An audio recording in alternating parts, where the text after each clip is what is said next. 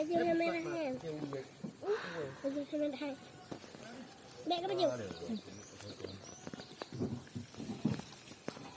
Kayak baju yang merah. Sama aku.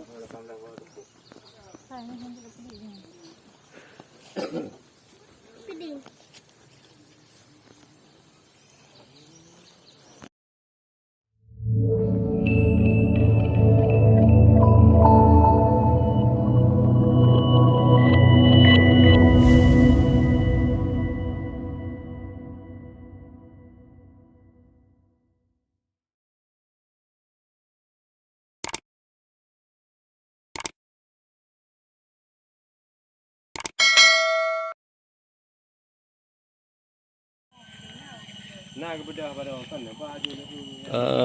Ini bibit yang akan kita kirim ke Kota Cane, Kecamatan Loser, Aceh Tenggara.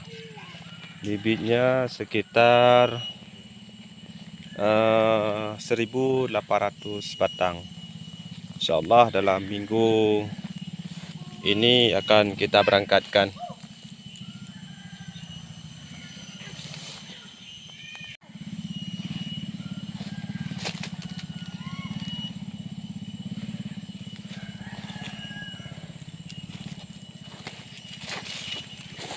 Mungkin bagi petani jernang yang belum dapat kebagian bibit yang ingin budidaya, bisa langsung nanti dihubungi kontak person saya di bawah ini. Ini bibitnya siap tanam, tingginya 1 meter ke bawah.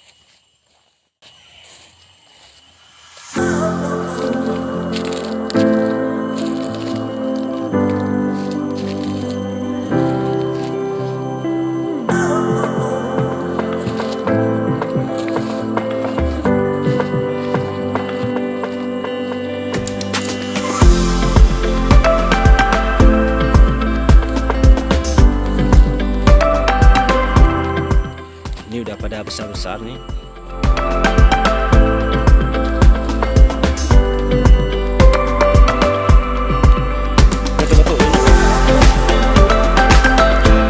Ini tempat penyukupan bibitnya nih.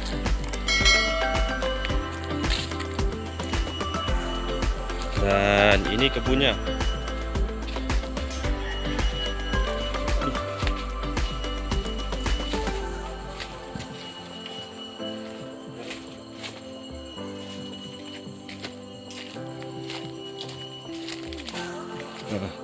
Kebunnya ini sudah diproduksi nih.